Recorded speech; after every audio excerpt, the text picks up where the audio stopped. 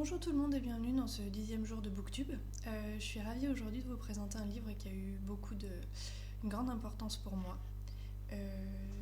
Ça s'appelle Filles de mai. Voilà, je vous montre.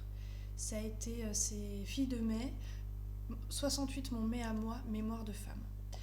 Donc pour recontextualiser, c'est un livre qui vient d'un groupe d'écriture de l'APA. C'est une association pour l'autobiographie et le patrimoine autobiographique. Ça a été publié en 2002 dans un des cahiers de cette association-là.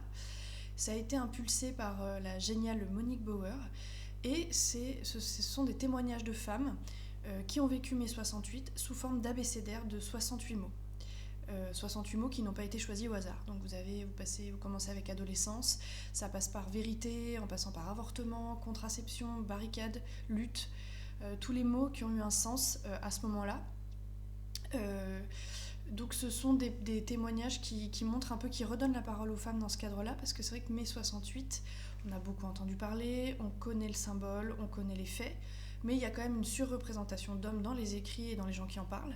Et on a un peu squeezé le destin des femmes et l'influence que ça a eu sur les femmes, sur la perception à la fois de leur corps, de la liberté qu'elles pourraient avoir à dire non et à s'extraire d'un système d'oppression dans lequel elles étaient quand même encore pas mal dans ces années-là. Parce que mai 68, on est toujours dans les interdits, il y a beaucoup de choses qui bougent. Il y a la musique par la radio, notamment les films, la nouvelle vague, les Pink Floyd, plein de trucs qui changent un peu la perception archaïque du monde et du divertissement, mais on est encore quand même dans ce que décrit Michel Perrault dans la préface, parce que c'est Michel Perrault qui fait une superbe préface dont je vous citerai quelques extraits tout à l'heure, parce qu'elle résume assez bien le contenu. On est quand même encore dans l'ancien régime, ce qu'elle appelle l'ancien régime de la contraception. Donc vous avez vous avez que la méthode Ogino, donc cette méthode pour ceux qui connaissent pas, qui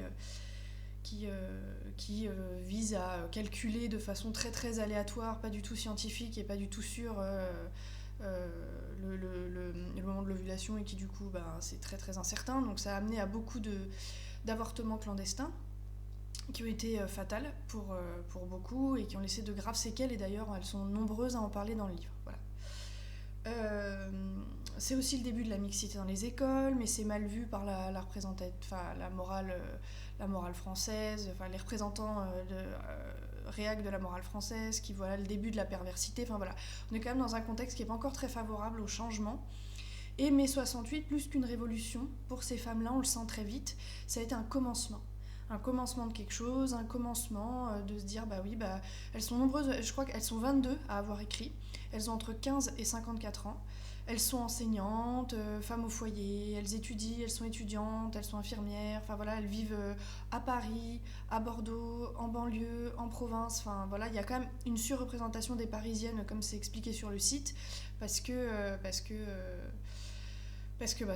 l'APA, c'est une association parisienne, quoi, voilà.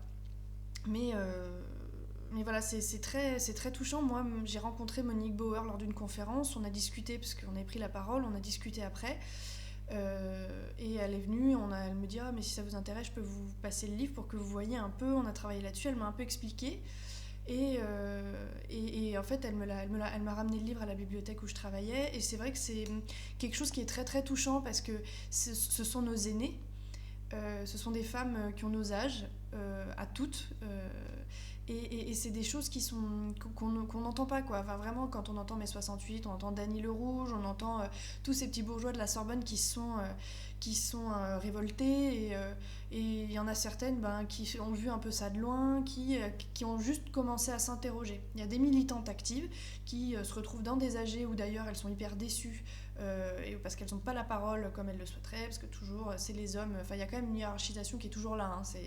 C'est pas vraiment une révolution, c'est un commencement. Et moi, ça m'a vraiment touchée de lire ça, parce que c'est très très actuel finalement. C'est des problématiques, des questionnements qu'aujourd'hui, dans nos vies, on se pose toujours.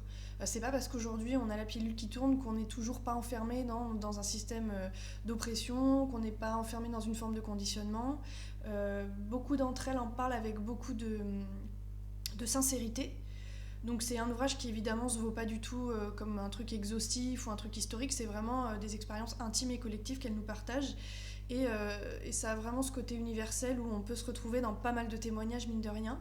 Et on a une autre vision sur ce qu'est mai 68 au final, sur les injustices aussi qui a eu lieu pendant mai 68, que ça a fait ressortir voilà, le rapport de domination, tout ça. Enfin, voilà, vous avez beaucoup de trucs très très parlants. Et du coup, je vous cite la préface. Donc Michel Perrault, c'est une universitaire connue dans le milieu féministe, une très grande militante. Et voilà, elle dit par ces mots-là: ce que 1968 a représenté dans la vie quotidienne des gens, et singulièrement des femmes, on le sait assez peu. 68 a, dans une large mesure, oublié les femmes et leurs aspirations propres, ce qui explique la naissance brutale, en apparence, du MLF qui va dominer la décennie suivante. Donc le MLF, c'est le mouvement de la libération des femmes. Voilà. Après, elle précise: c'est pourquoi l'APA, qui depuis 10 ans a mis l'écriture de soi au centre de ses préoccupations, a eu, sous l'impulsion de Monique Bauer, une idée lumineuse en suggérant à ses adhérentes d'écrire ce que fut pour elle mai 68, leur mai 68. 22 ont relevé le défi, voici le résultat. Un passionnant témoignage sur l'ébranlement existentiel qu'a provoqué mai 68, dont l'onde de choc se prolonge sans doute jusqu'à présent. Voilà. Donc c'est assez parlant, elle en parle très bien. Voilà, vous avez aussi cette phrase qui est très, très, très parlante, je trouve. Ces femmes se souviennent surtout d'un mal-être éprouvé dans leur corps, leur couple, leurs amours, leur travail, leur tête. Un sentiment d'étouffement, de blocage, de désir d'ailleurs et d'autres choses. Ma vie c'est de la merde, alors je suis pour le changement, forcément, dit Luce. Changeons l'histoire, ça me changera moi. Voilà. Et vous avez, les témoignages sont en fonction des mots, peuvent être très très courts, et elles n'ont pas du tout le même quotidien chacune, donc c'est vraiment très chouette. Et il y a des choses qu'elle raconte qui sont quand même incroyables, quoi. Moi, j'ai mis une étudiante infirmière, là je vous le lis parce que c'est quand même assez fou. Vous voyez, vous avez Dany le Rouge, Désenchantement.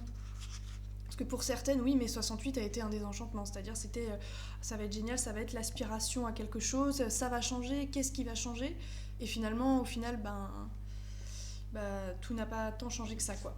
Et voilà, je vous cherche le petit bout que je voulais vous chercher. Enfin bon, bref, après je suis pas obligée de vous le lire, mais il y en a une qui raconte, notamment qui est étudiante infirmière, et qui raconte voilà, le statut des médecins hommes. Alors ça, c'est plus que d'actualité, hein, vous serez d'accord. Ah oui, voilà, là je l'ai trouvé, c'est Patron, c'est une dame qui s'appelle Marie, qui est étudiante infirmière. Elle est dans son diplôme d'infirmière, donc elle est stagiaire dans un hôpital. Donc elle raconte 2 souvenirs qui sont révélateurs de l'attitude de certains patrons, entre guillemets, chefs de service des hôpitaux de Marseille. Donc moi j'étais hyper choquée de lire ça. Alors, bloc opératoire. Un chirurgien réputé, là encore, entouré de la cohorte des assistants anesthésistes internes et externes. Infirmières de bloc, instrumentistes. Et nous, les stagiaires. Silence de la salle d'opération. Lumière crue et chaleur des cialytiques. Et tout à coup, ça lui prenait comme une envie de... Il disait en effet ce seul mot, pisser, se retournait en levant les mains devant lui telle une idole. Une infirmière stérile, entre guillemets, soulevait délicatement la blouse tandis que la stagiaire, rouge de honte sous les regards braqués, s'agenouillait, déboutonnait la braguette et présentait le pistolet dans lequel se soulageait le maître. C'est quand même fou de lire ça. Enfin bref, vous voyez, des ressentis ponctués à des anecdotes qui ont comme ça un intérêt historique et pour tout ce qui se passe ensuite, parce que bon, moi j'ai jamais entendu ça, mais je suppose qu'on n'est pas loin de ce genre de choses encore dans certains endroits. Donc voilà, tout ça pour dire que c'est un ouvrage très très abordable, il fait 130 pages, il a un intérêt vraiment historique, on se sent très proche de ces femmes-là qui ont nos âges, quel que soit l'âge que vous avez, et qui vous racontent un peu leur vie et leur vision de leur mai 68, et tout ce que ça a impulsé sur certaines qui sont autorisées à dire non, qui sont autorisées à remettre en question un système oppressif, et dans lequel on est toujours aujourd'hui, malheureusement encore, et contre lequel il faut toujours lutter. Voilà. Donc vous pouvez aller sur le site de l'APA, il est disponible. Il est disponible un peu partout aussi, en commande, j'ai vérifié avant de vous le présenter. Voilà, donc c'est très très abordable, c'est vraiment très très chouette et je vous le conseille vivement. Voilà, donc j'espère que vous allez bien, je vous dis à demain pour un nouveau booktube. Au revoir.